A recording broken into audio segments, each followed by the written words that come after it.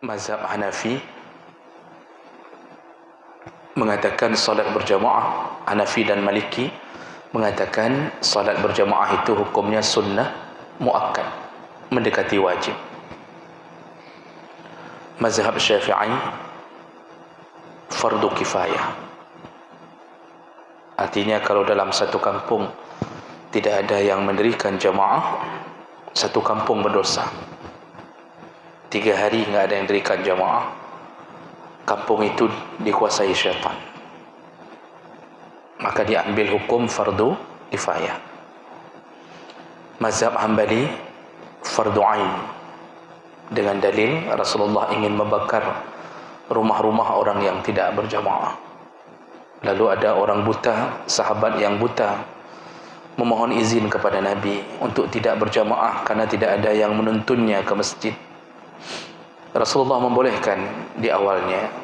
Lalu Rasulullah memanggil dia kembali dan bertanya, apakah engkau mendengarkan suara azan? Terdengar ke telingamu suara azan? Kata sahabat, ini terdengar ya Rasulullah. Kalau terdengar, maka wajib bagimu ke masjid. Itu orang buta. Kita tebelut, kita tidak buta. Orang yang tidak berjamaah, matanya tidak buta, maka yang buta adalah mata hatinya. Jadi semua imam mazhab mengatakan jamaah itu mendekati wajib semua. Hambali wajib, Syafi'i fardu kifayah, wajib kifai. Hanafi dan Maliki sunnah muakkad. Begitu kuatnya anjuran berjamaah. Nah, dalam bab ini mau dijelaskan, baru boleh orang tidak berjamaah atau dimaklumkan bahwa dia tidak berdosa, artinya tidak, Allah tidak marah kepadanya. Nah, uzur apa saja, halangan apa saja yang menyebabkan orang boleh tidak datang berjamaah atau tidak pergi Jumat.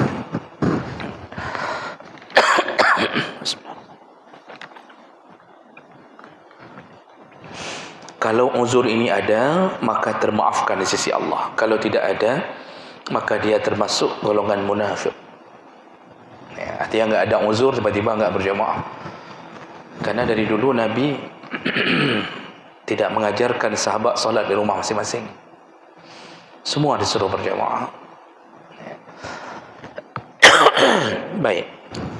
Yang pertama, uzur yang pertama yaitu al-marad alladhi yashukku ma'ahu al-hudur kama syaqqatil matar. Dimaafkan atau termaklumkan orang tidak berjamaah ketika dia ditimpa sakit. Yang sakit itu membuat masyaqqah untuk hadir. Masyaqqah itu kesulitan dia kalau hadir. Bisa jadi menambah penyakitnya. Kalau dia hadir takut jatuh di masjid. Kalau dia hadir takut yang demam berubah menjadi tipes. Yang tipes berubah menjadi COVID. Yang COVID berubah jadi Omikron.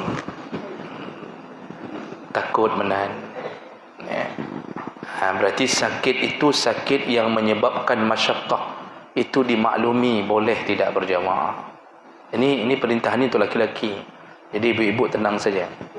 Ibu-ibu santai saja. Ini tidak berlaku ibu-ibu. Ibu-ibu sehat badan, segar, ya, enggak ada apa-apa, tetap sunnahnya di rumah. Walaupun boleh ke masjid. Enggak boleh larang perempuan ke masjid, tetap dapat pahala 27 derajat. Tetapi kalau enggak ada pengajian, lebih utama salat di rumahnya. Kalau ada pengajian, silakan. Karena bersambungan dengan menuntut ilmu. Wa in lam yablugh haddan yaskutul qiyam fil fard bi khilaf al marad al khafif ka suda' yasir wa huma khafifah falaysa bi uzrin. Jadi sakit ini yang boleh tidak hadir ke jamaah ini, sakit yang kira-kira membuat dia merasa berat untuk melakukan yang fardu. Berbeda dengan sakit al-khafif, beda dengan sakit yang ringan. Kasuda' yasir, seperti pening-pening, mumang sedikit, yasir itu ringan. Jadi bukan sakit, hanya mumang. Wahuma khafifah, atau demam yang ringan, flu, pilek. Falaysa bi'uzr, ini tidak dianggap uzur, tetap disuruh berjamaah.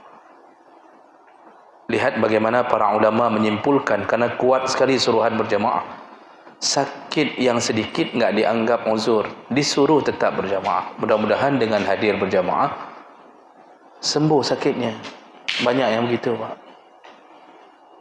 Kita ini kadang-kadang karena mungkin hati kita tidak sekuat imannya sahabat, kita belum penuh 1000% dalam hati tentang indahnya bidadari, tentang indahnya hidup di surga.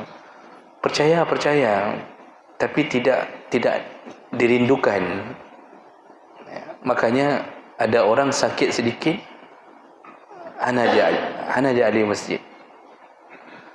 Pekan ana ja'a masjid, lung kurap, kata dia. Kurap enggak ke masjid. Kenapa enggak ke masjid? Panu, kutu air, enggak ke masjid. Cemekam, enggak ke masjid. Padahal itu tidak dianggap uzur. Yang dianggap uzur sakit yang sudah enggak bisa.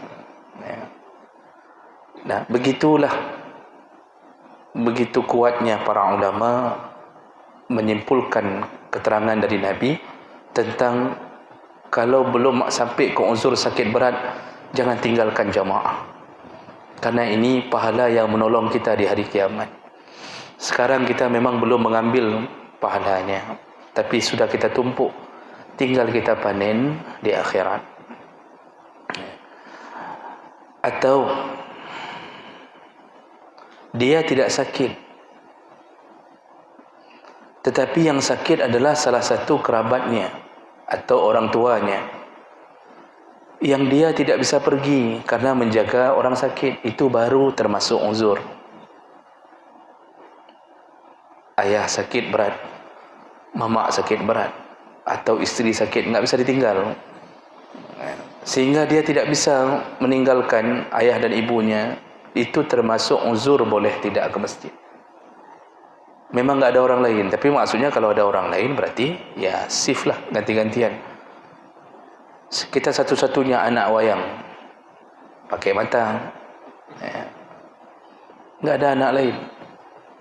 Kalau kita tinggal, ayah kita bermasalah contohnya. Nah, ini baru termasuk perkara uzur.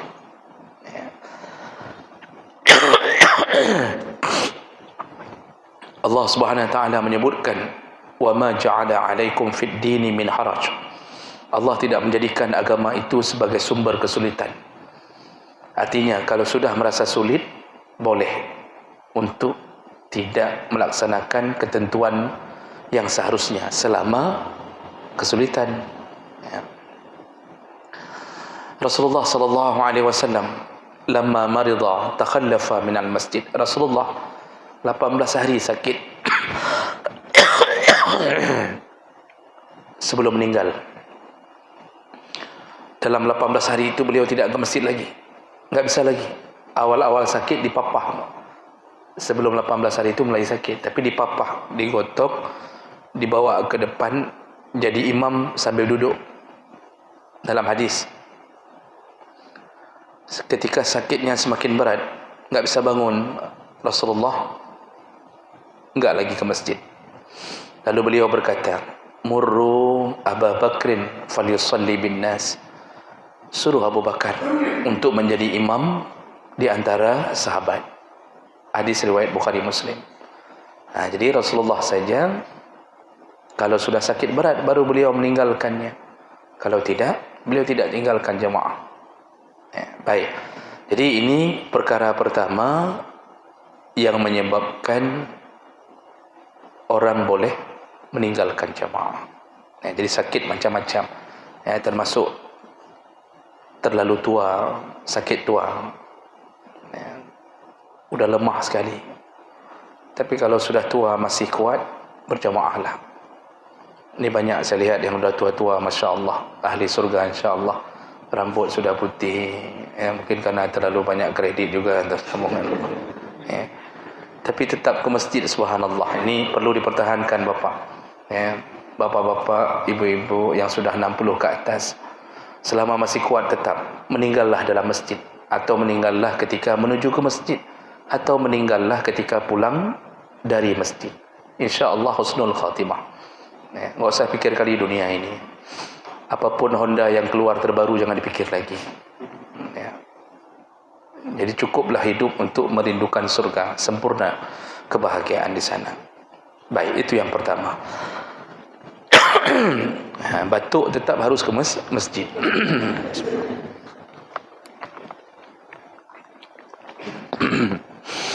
Baik, yang kedua, perkara kedua yang boleh meninggalkan jamaah, yaitu ayyakhafa dararan fi nafsih atau malih atau irdih. Kalau seseorang khawatir akan tertimpa sesuatu mudarat, baik pada dirinya atau hartanya atau kehormatannya. Nah, maksud daripada mudarat ini yaitu dia yakin kalau dia pergi sepertinya akan terjadi sesuatu yang berbahaya. Nah, contoh, bisa babi khaufin zalim, dia takut ada orang zalim yang akan memudaratkannya, baik perampok, begal, atau masa konflik. Kalau takut, kita khawatir kalau keluar salat subuh bisa-bisa nggak balik lagi ke rumah, karena banyak masa konflik yang diculik di waktu subuh, terutama orang-orang yang salat. Yang nggak pernah diculik itu yang nggak pernah salat, dia sekaligus diculik sama malaikat maut sekaligus. Nah, ini khawatir dirampok, tapi khawatir ini harus dibarengi dengan rasa yakin.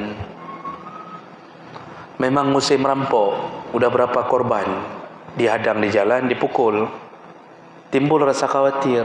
Nah, itu boleh tidak berjamaah, jadi berjamaah di rumah, tapi diiringi rasa keyakinan, bukan menduga-duga. Artinya kita ada yang kadang-kadang memang malas berjamaah lalu menduga-duga kayaknya ada rampok, padahal dia juga perampok dulu. Nah, jadi ini tidak benar. Dan itu biasanya terjadi di musim-musim tertentu. Kalau di Arab itu Pak, sering perang tawuran antar suku. Sering. Ketika saya di Mesir itu, di kampung-kampung, kami ingin mengunjungi guru kami di salah satu kampung di Mesir, itu dilarang. Jadi ketika kami telepon, boleh kami kunjung, beliau senang, tapi beliau katakan jangan pergi dulu, di sini sedang perang antar suku. Nah, jadi model-model tawuran kampung, nasyid yang berkatanya. Jadi jangan pikir orang Arab itu baik semua, enggak. Ya, yang neraka juga, yang enggak salat juga banyak. Jadi ini boleh. Wahabsun mu'sar, atau dia khawatir dia akan ditawan, atau apapun yang menyebabkan rasa takut dia menuju ke masjid. Bisa jadi ada binatang buas, harimau lepas, berani ke masjid, takut harimau itu memang menunggu di waktu subuh, ya. Atau anjing gila yang berdiri di aspal. Biasa musim kawin anjing itu banyak anjing tidur-tidur di aspal. Begitu kita lewat, itu digonggongnya sampai kita kadang-kadang harus balik lagi. Lalu kita marah ke anjing, kita bilang, anjing kau, dia akan mikir kakak depa ke saya akan pegang dong, akan begitu. Jadi semua perkara yang menakutkan, memudaratkan itu boleh, tidak mesti. Tapi itu berlaku hanya sementara. Kalau sudah lepas, maka tetap disuruh ke masjid.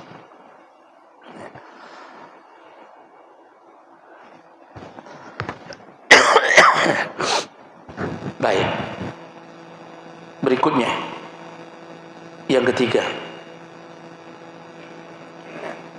al-matar wal-wahal wal-bardu syadid wal-hurru dhuhran wal-rih syadidah min al-lail la fi an-nahar. Dibolehkan untuk tidak berjamaah kalau cuaca dalam keadaan mudarat, baik hujan berat, hujan lebat.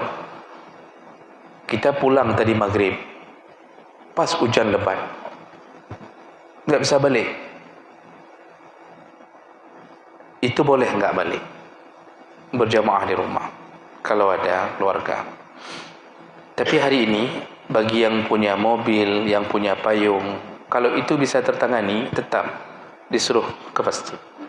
Namun walaupun begitu, dalam hukum, kalau hujan lebat yang kira-kira membuat orang mudarat, kira-kira sampai ke masjid basah kuyup, tak bisa solat khusyuk, itu boleh tidak ke masjid.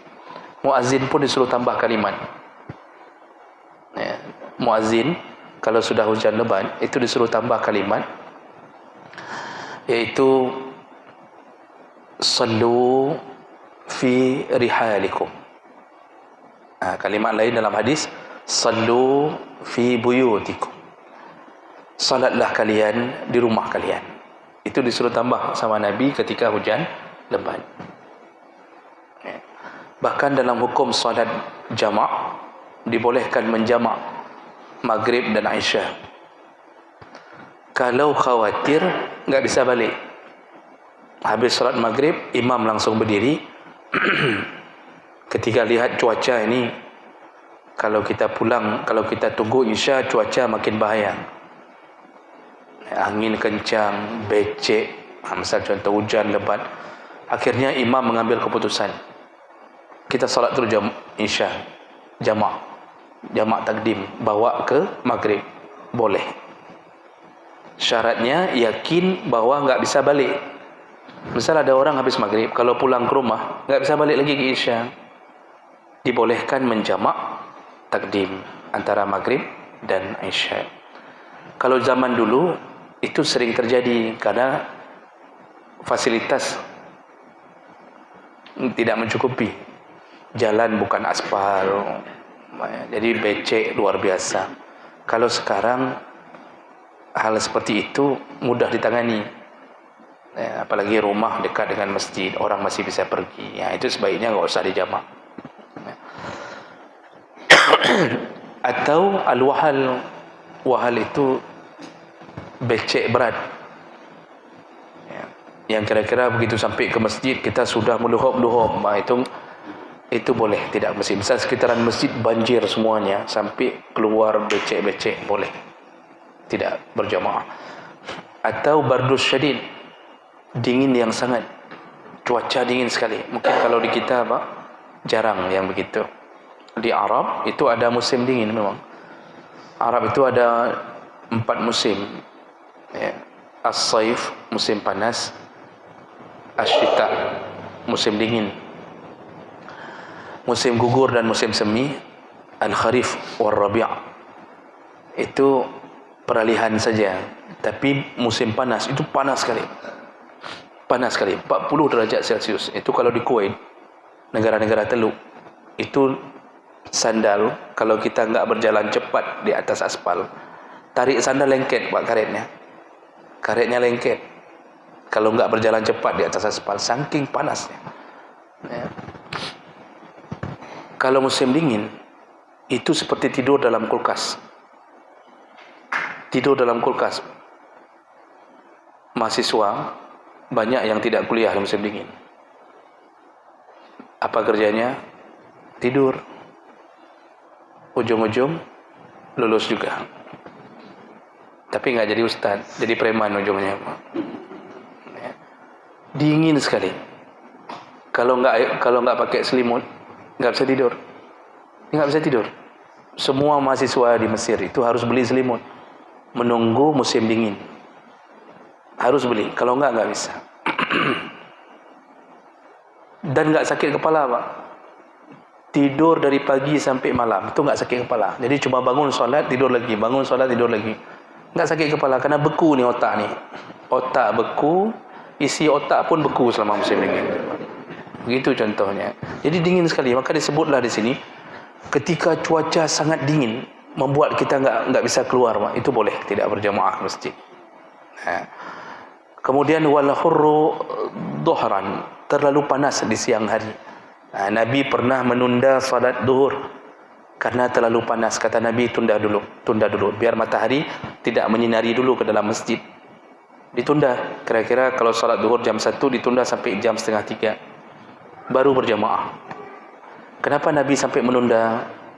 Karena dulu masjid memang terlalu panas, tidak ada plafon seperti begini, Pak. Apalagi Sunda, plafon cuma pakai pelepah kurma, tembus. Kalau salat dalam keadaan terlalu panas, enggak bisa khusyuk. Makanya ditunda oleh Nabi sampai matahari tidak menyinari ke dalam masjid. Tujuannya agar salat khusyuk.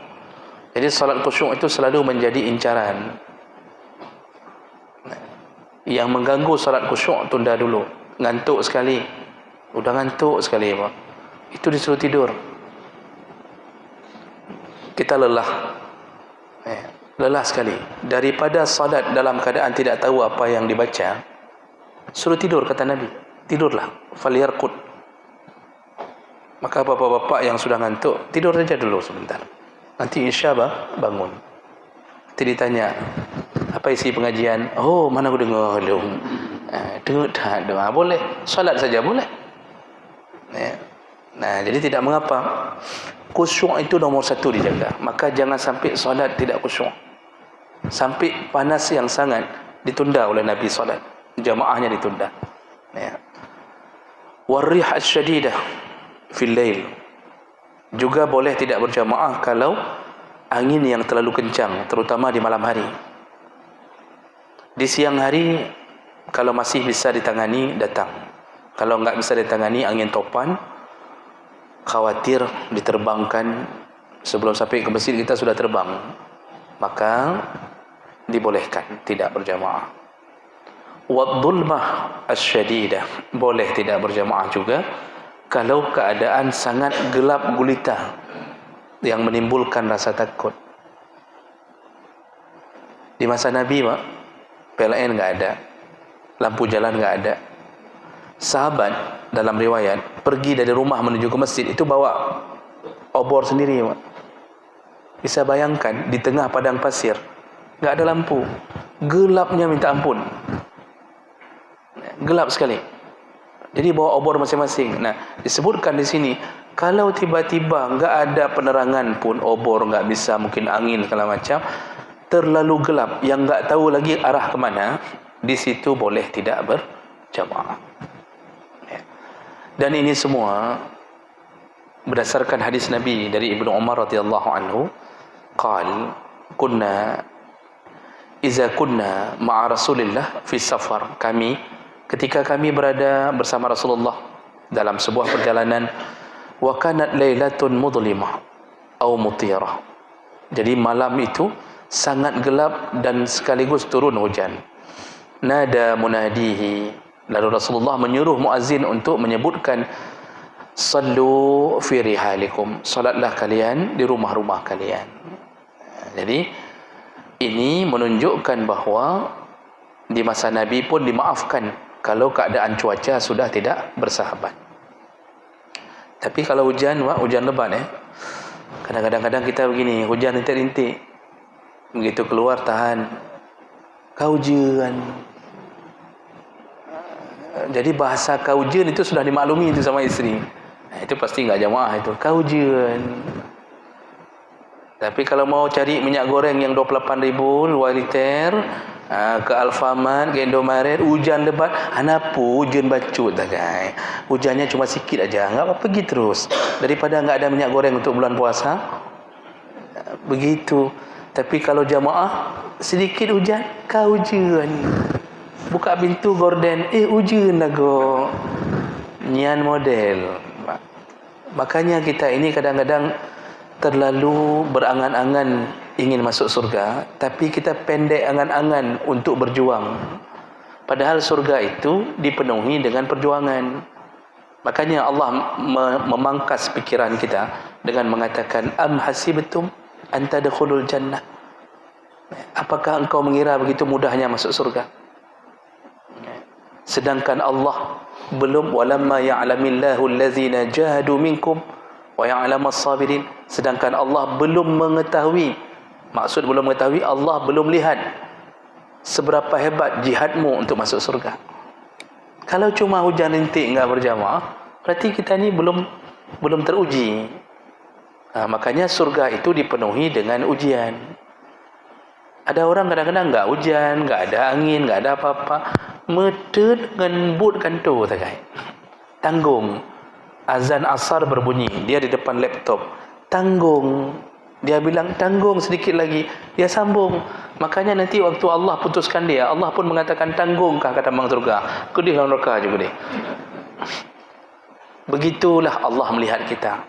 Maka ibu-ibu, walaupun ibu enggak wajib berjamaah ke masjid, suami dijaga, suruh ke masjid. Ketika suami mengatakan kau ujian, apa yang ibu sahut? Ujian bacut tagai. Kerja aja. Ibu sediakan parang satu di tangan. Nejak bahan. Jadi begitu. Itu keluarga yang insya-Allah Allah pelihara. Karena saling menjaga antara suami dan isteri itu salah satu tanda keberkahan rumah tangga. Kan hadisnya disuruh siram-siram di tengah malam. Kalau suami bangun, isteri enggak mau bangun, disuruh siram. Isteri bangun, suami enggak mau bangun di tengah malam, disuruh siram. Padahal kan perbuatan berbahaya itu siram-siram tengah malam. Itu bisa mengakibatkan perceraian.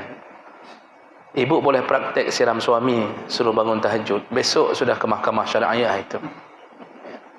Tapi ternyata Rasulullah suruh siram. Menunjukkan apa? Disuruh jaga-jaga, saling jaga. Maka ibu usir suami, asal azan, jejak, kaibang. Pergi terus. Jangan khawatir, saya tetap mencintaimu. I love you pap, gitu. Belum itu sudah berarti. Jadi itu yang menyebabkan boleh tidak berjamaah. Kalau cuaca benar-benar berbahaya. Kalau cuma sedikit-sedikit, angin sedikit, tetap datanglah. Baik, berikutnya. Mudafa'atul akhbasain. Boleh tidak berjamaah ketika ditimpa akhbasain. Akhbasain itu sakit perut dan sakit kencing. Pas mau pergi, kailah perut.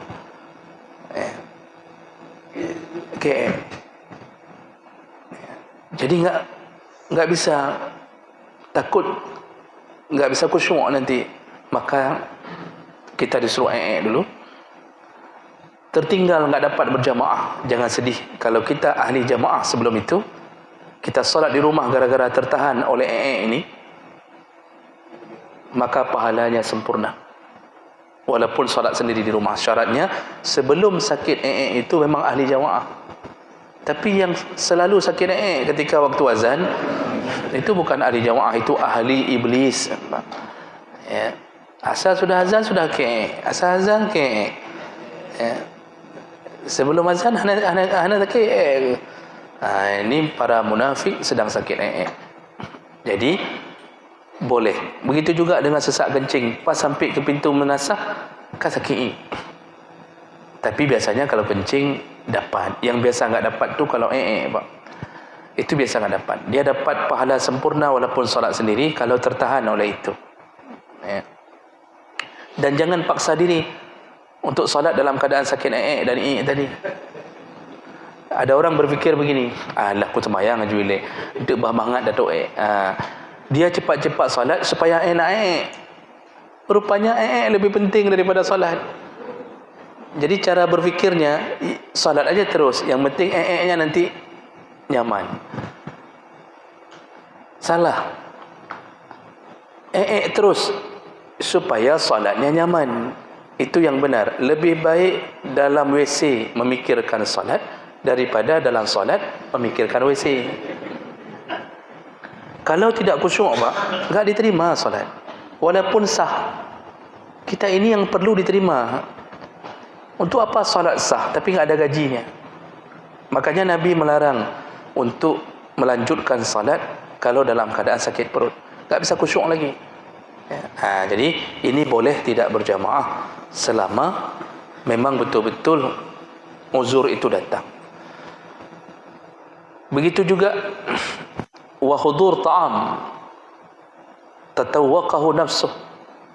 Ada makanan yang membuat dia tidak bisa khusyuk. Dia sudah lapar, pulang zuhur, lapar sekali, azan, disuruh makan dulu walaupun harus masbuk. Ibnu Abbas pernah masbuk gara-gara makan dan ditegur oleh sahabat. Kata Ibnu Abbas, tidak begitu yang kudengarkan dari Nabi. Karena salat dalam keadaan lapar enggak bisa khusyuk. Terfikir makanan tadi, disuruh makan dulu. Syaratnya lapar. Kalau enggak lapar enggak berlaku. Kita pulang kerja zuhur, enggak terlalu lapar, buka tudung saji, padahal enggak lapar, azan, lalu kita bilang sama isteri, "Balu baju buile." Padahal enggak lapar, itu enggak berlaku. Yang berlaku ini bagi yang lapar. Jadi boleh tidak berjamaah seandainya terlalu lapar. Begitu juga atasyun, terlalu haus, cari dulu air, enggak sanggup, enggak bisa salat jamaah, cari air untuk minum dulu, itu juga termasuk. Dan ini semua berdasarkan hadis Nabi sallallahu alaihi wasallam. Kata Rasulullah, la salata bihadratit ta'am wa la huwa yudafi'uhu al-akhbasan. Tidak ada salat bagi mereka yang sudah terhidang makanan dan ditahan oleh dua akhbas, iaitu sakit dan sakit Ditambahkan juga kalau mengantuk, wa ghulbatun nu'as, terlalu mengantuk, seperti saya sebutkan tadi, itu disuruh tidur dulu oleh Rasulullah.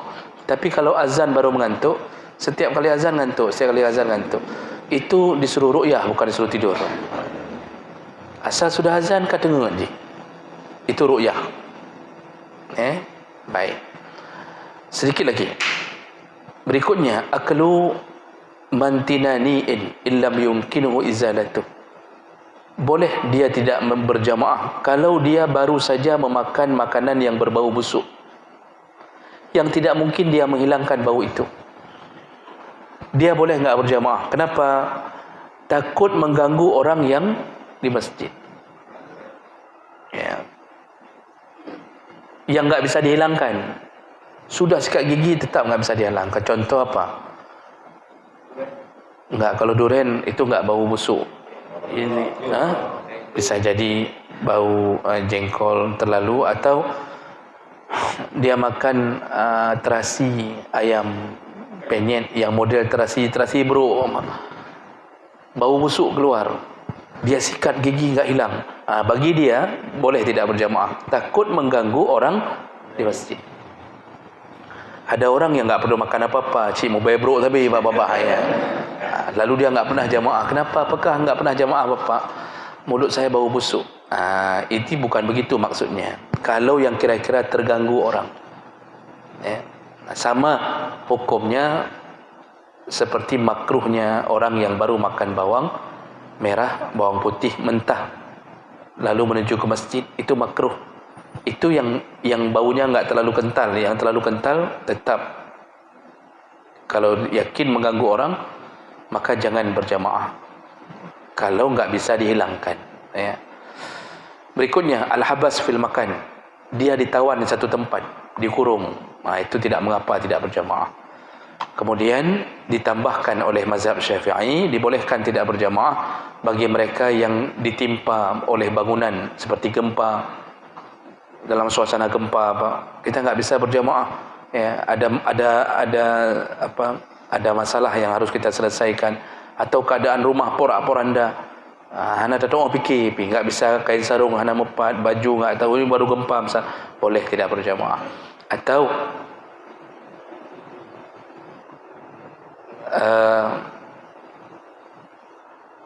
al-ishtighal bi tajhiz mayit, disibukkan dengan mengurusi mayat sehingga terlewat jamaah. Karena mayat ini kalau nggak diurusi tertinggal misal, sampai lewat waktu zuhur bagi yang ngurus, itu masih dibolehkan. Makanya ngurus mayat itu usahakan jauh sebelum waktu solat. Kalaupun harus terurus, ini mau dikuburkan setelah zuhur, harus dimandikan, dikafankan. Rupanya tim yang ngurus mayat ini nggak bisa ditinggalkan. Mayat ini harus diurus segera. Mungkin mayat sudah bau busuk sekali ditemukan. Itu mereka ini boleh meninggalkan jamaah. Atau ini yang menarik terakhir Pak. Wazafaf zaujatihi ilaihi fi salat al-layaliyah. Dibolehkan meninggalkan jamaah khusus bagi pengantin baru di malam pertama. Aneh kan Pak? Tapi semua mazhab menuliskan ini. Dibolehkan meninggalkan jamaah bagi pengantin baru di malam pertama. Apa maksudnya? Ini dikiaskan ke makanan. Makanan tadi sudah lapar. Jadi di Linto sudah lapar, sudah 30 tahun dia tahan-tahan. Si istri darah baru rupanya habis maghrib sudah pakai baju seksi. Di Linto memang sudah lapar sekali tadi. Itu dikiaskan ke makanan. Kalau dia pergi solat Isya, dalam otaknya terbayang tentang istrinya yang darah baru itu, terbayang. Di situ khusus malam pertama dibolehkan bagi si Linto untuk meninggalkan jamaah. Makanya banyak Linto baru enggak pergi jamaah itu gara-gara itu. Dalam kitab-kitab Syafi'i diulang-ulang ini dalam semua kitab. Boleh Lailatul Zafaf, malam pengantin. Karena dia kalau jamaah enggak khusyuk, terbayang-bayang. Seperti orang tadi meninggalkan makanan yang dia sudah lapar sekali. Begitulah boleh meninggalkan jamaah bagi pengantin baru, terutama yang laki-laki. Baik, sebagai penutup ada satu tambahan, wa tatwilul imam 'alal masyru'. Imamnya terlalu panjang membaca ayat. Sudah diketahui secara umum, menyetruk je. Kita salat Isya jam 10 baru pulang. Akhirnya enggak ada yang datang lagi berjamaah gara-gara dia. Itu boleh enggak berjamaah kalau tahu dia yang jadi imam. Tapi solusinya pecat dia, jangan sampai makmum tidak berjamaah. Makanya menjadi imam itu betul-betul psikologi pemimpin harus dijaga. Makmum dilihat-lihat. Kalau banyak orang tua yang sakit, diabetes, asam uratnya panjang-panjang. Walaupun kita hafal Quran, jangan terlalu panjang. Itu menunjukkan kita pemimpin yang baik. Untuk apa